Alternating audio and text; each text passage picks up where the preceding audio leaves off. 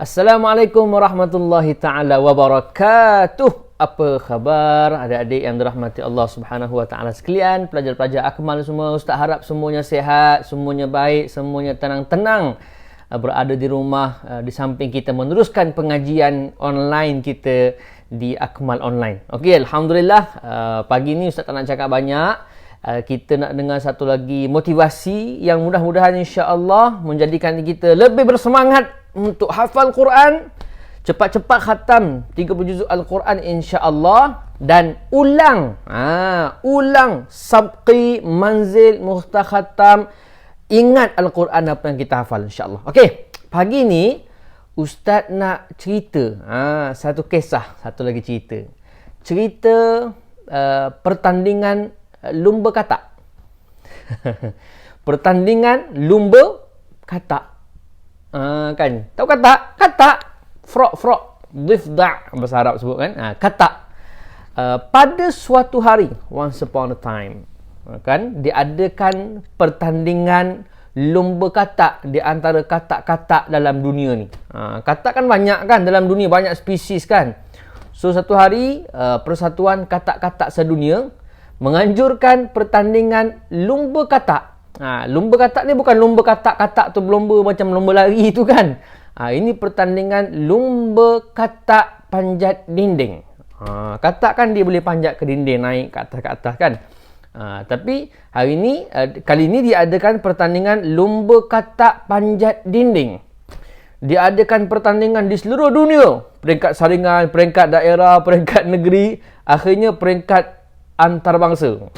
Katak-katak seluruh dunia, katak daripada Malaysia, katak daripada Norway, katak daripada Arab Saudi, katak daripada mana lagi, katak daripada Amerika, katak daripada Mesir, katak daripada Thailand, macam-macam jenis katak kan. Akhirnya yang masuk final hanya 7 katak-katak daripada 7 buah negara saja yang masuk pertandingan ni. Jadi katak-katak pun datanglah. Ada katak pisang, ada katak puru, ada katak daun, ada katak strawberry, ada katak pokok, ada katak tasik, ada katak laut, macam-macam jenis katak ada kan. So katak-katak ni pun dia pertandingan ni siapa dapat panjat paling tinggi dialah menang kan. Dinding tinggi, dinding dalam hampir 10 meter dinding tu. Tinggi. Ada katak yang pertama, katak daripada Afrika. Katak Afrika. Kan katak tu nama pun katak Afrika, dia gelap sikit. Panjang kataknya kan. Orang semua tengok, bukan orang lah, katak-katak yang lain semua tengok.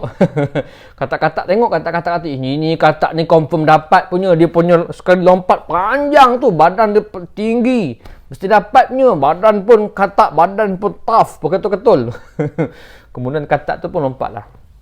Daripada bawah kan, dia lompat. Toing. Panjat. Dipanjat ke atas, panjat. Rupanya dinding tu makin tinggi makin licin. Makin tinggi makin licin. Angin pun kuat. Makin tinggi angin datang. Jadi katak tu lompat. Tengah-tengah dia lompat. Toing. Sampai tengah tu tiba-tiba licin. Jatuh ke bawah. Kan dia pun panjat lagi. Toing. Sampai ke atas tu. Tengah-tengah dia panjat. Toing. Angin datang. Jatuh katak tu. Jatuh ke bawah. Kan. Akhirnya katak tu pun jatuh. Bila katak tu jatuh, katak Afrika jatuh sampai ke bawah, katak yang kedua pula, katak pisang. Tahu katak pisang? Katak pisang ni kalau dia melompat tinggi. Kan dia melompat tinggi, lepas tu katak pisang ni pula bahayanya air kencing dia. Jangan kena kencing katak pisang, boleh buta mata kan. Jadi katak pisang pun lompat. Kalau kata katak pisang confirm dapat punya. Katak pisang pun lompatlah dengan penuh bergaya. Toing, muka confident. Kan, pak melekat. Toing, dia confident, muka pak melekat. Kan, badan dia kecil, dia kurus. Kan, lepas tu dia lompat tinggi. Dia lompat. Katak Afrika kat bawah tu tengok, makin lama makin tinggi. Katak Afrika tak puas hati. Ini kau menang ni, kalah aku ni. Katak Afrika pun sound lah. Woi pisang, kau tak lama lagi jatuh lah. Kau pergi tinggi-tinggi nanti jatuh lah. Padan muka kau. Jatuh sakit tau. Kan dia kata. Katak kau tak dapat punya pisang. Kau tak dapat punya. Dia sound kat bawah. Woi katak pisang, jatuh kau nanti. Padan muka. Tak dapat punya. Tinggi. Dia sound kat bawah. Katak pisang dengar. Dia jadi dia hilang confident. Sudahlah aku. Kan makin tinggi ni. Angin makin kuat. Tiba-tiba katak tu dia lompat. Katak Afrika duk sound kat bawah. Oi, jatuh nanti. Padan muka tak dapat punya. Dia lompat sampai ke atas. Dah sampai ke atas, angin tolak lagi. Bila angin tolak, katak tu cepat-cepat. Wah, dia pergi ke dinding. Pap. Oh, melekat lagi. Sampai ke atas, belum sempat sampai ke atas, tiba-tiba baru sampai ke tepi. Pap, melekat. Tiba-tiba licin pula. Jatuh ke bawah. Jatuh pula katak pisang. Kan? Katak Afrika kata apa? Yes. Katak pisang pun jatuh. Katak yang ketiga naik katak ketiga. Katak siam. Katak siam lebih kurang katak macam katak pisang jugalah. Dia pun lompat sampai tengah tu. Katak Afrika dengan katak pisang pun tak puas hati. Dia kata ini mesti menang punya katak siam ni. Katak Afrika dan katak pisang bekerja sama mengutuk sound daripada bawah. Katak pisang kata, "Woi, aku tak dapat. Kau confirm lagi tak dapat." Kan? Katak Afrika kata apa? "Woi, samalah woi. Makin tinggi makin kena. Kau tunggu nanti." Katak Afrika di sound. Kita manusia tak dengar. Manusia dengar bunyi wang kedek. Wang kedek kan. Makin tinggi, katak siam panjat sampai ujung lagi. Baru sampai tengah, hujung tengah sikit. Tiba-tiba katak siam baru nak melekat, tiba-tiba dia datang gatal hidung. Terbersin. Hacui. Kan terbersin pula, tak sempat nak pegang dinding, berbubuk jatuh ke bawah. Katak pisang, katak Afrika, katak siam. Tiga-tiga jatuh. Katak keempat naik pun sama cerita juga. Katak kelima naik pun sama cerita juga. Katak pokok naik pun sama cerita juga. Katak tasik naik pun sama cerita juga. Katak laut pun sama juga. Sampailah giliran satu spesies katak namanya katak puru. Katak puru. Katak puru kan badan besar, menggerutu. Dia pun jenis sejuk je kan. Katak puru pun panjat dah. Dia panjat kan. Bila dia panjat sampai tengah tu licin. Tapi dia pegang juga. Wang dia bunyi. InsyaAllah dapatnya. Katak-katak kat bawah semua pakat. Ada 10 ekor katak. Semua 10 jenis katak ni. Dia kata, "Weh, kau katak puru dah lah. Gemuk. Mesti jatuh punya. Tak dapat punya kau." Katak puru buat relax je. Pop dia lompat. Katak-katak yang bawah semua sound. "Weh, kita orang semua tak dapat punya. Kau orang tak dapat. Kau lagu tak dapat." Kau lagi tak dapat. Masing-masing pakat sound. Katak puru lompat je. Point. Licin. Jatuh. Naik balik kan. Dia lompat lagi. Datang angin kuat. Daripada atas angin kuat. Katak tu gemuk. Dia taklah bergerak sangat. Dia pun lompat lagi. Point. Kan relax je. Yang bawah semua dah bising lah. Semua katak-katak kat bawah semua berpakat sound dia. Kau tak dapat punya. Afrika tak dapat. Siam tak dapat. Katak pisang tak dapat. Kau lagi lah pisang lah kau nanti kan. Jatuh nanti kan. Katak puru buat selamba je. Poing. Dia nampak. Semua orang kat bawah. Orang dah. Katak-katak lain semua pelik. Ini pelik benar ni. Selamba je. Lompat. Katak-katak yang lain semua tak sangka katak yang puru ni. Kan si puru ni selamba je. Susah juga tapi dia selamba je. Naik. Sampailah ke 10 meter. Sampai atas sekali. Boom. Dapat naik. Menang katak puru. Semua katak-katak yang lain bertepuk tangan. Yeah. Woo. Kan. Hebat katak puru. Katak puru buat relax je. Orang semua pelik. Kan katak-katak yang lain semua pelik. Macam mana katak ni boleh selamba panjat? Rupa-rupanya bila katak tu lompat turun ke bawah. Kan masing-masing panggil. Puru. Puru buat tak relax. Buat tak tahu je. Puru. Oh puru. Kan.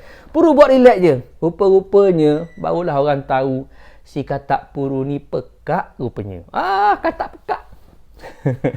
Si katak puru ni pekak rupanya. La ilaha illallah. Kan? Tengok. Itu menyebabkan si katak puru ni relax. Dia tak dengar orang cakap apa. Dia tak dengar pun katak-katak lain. Wang.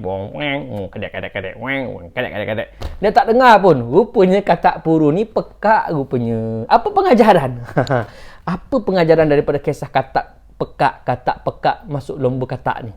Pengajarannya, kalau kita dah ada fokus, kita dah ada matlamat, jadi macam katak pekak. Bukan ustaz suruh kamu semua jadi pekak. Tak, kena fokus macam katak. Jangan dengar perkara-perkara yang negatif yang menyebabkan kita hilang fokus. Kan? Jangan dengar. Kita ada kejayaan kita. Kadang-kadang, tak adalah tengah-tengah kita nak mengaji ni, Kan ada orang, ada adik cakap, alah abang tak dapat punyalah bang, tak sabar nak abang tak payah nak khayal lah dapat 30 juzuk tahun ni bang. Abang kat rumah mana dapat bising-bising macam ni kan. Ada jenis kata-kata yang akan bising kat tepi. Kan. Ada pula mungkin bising kat rumah kan. Kita pun mengganggu fokus kita. Jangan terganggu dengan fokus yang ada. Cari tempat yang sunyi yang kita dapat fokus kan. So, abaikan perkara-perkara yang negatif di sekeliling kita. InsyaAllah kita dapat fokus pada matlamat kita. Kita nak khatam 30 juzuk Al-Quran. Kalau hari ni saya nak satu muka, kita fokus untuk dapat satu muka. Abaikan perkara-perkara yang negatif yang berlaku di sekeliling kita. Jadi macam katak puru tadi. Abaikan. Dia buat tak tahu je. Dia tak dengar pun. Kan? Dia ada fokus dia. Yang kedua, adik-adik sekalian, pengajaran yang kedua, kita mesti menilai halangan di hadapan kita sebagai batu loncatan, bukan sebagai halangan. Macam katak tadi.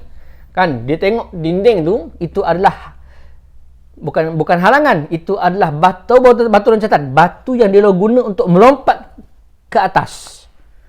Untuk mencapai kejayaan. Batu loncatan. Maknanya kalau kita tengah berlari, kan, ada orang tengah lari ni tengok ada batu besar kat depan. Ini menghalang aku daripada benang, daripada dapat melari ni. Ini halang aku. Tak. Orang yang berjaya ialah orang yang menilai halangan di hadapan adalah sebagai batu loncatan. Dia panjat batu tu, dia lompat untuk lebih jauh ke hadapan. Nak berjaya. Macam katak tadi kan, dia lompat lagi tinggi daripada katak-katak yang lain. Sebab apa? Dinding di hadapan bukan halangan, adalah dinding di hadapan adalah batu loncatan untuk dia melompat jauh lebih tinggi, lebih berjaya daripada katak-katak yang lain. Jadi adik-adik sekalian, apa pengajarannya? Yang pertamanya, abaikan perkara-perkara negatif yang berlaku di sekeliling kita. Jangan dengar, jangan terganggu. Kita fokus pada matlamat kita, pekakkan telinga kita daripada perkara-perkara yang negatif. Yang kedua, jadikan dinding halangan di hadapan sebagai perkara yang menyebabkan kita melompat jauh ke atas. Sebagai batu loncatan, bukan sebagai halangan. Selamat menghafal Al-Quran. Positif. Abaikan perkara-perkara yang negatif. Jaga telinga kita. Kita hafal Al-Quran dalam masa yang sama. Ingat, nilai orang yang hafal Al-Quran ialah pada ingat Al-Quran. Ingat sabak. Ingat manzil. Ingat hafalan-hafalan yang lama. InsyaAllah itulah nilai seorang hafiz Al-Quran. Jumpa lagi. Assalamualaikum warahmatullahi wabarakatuh.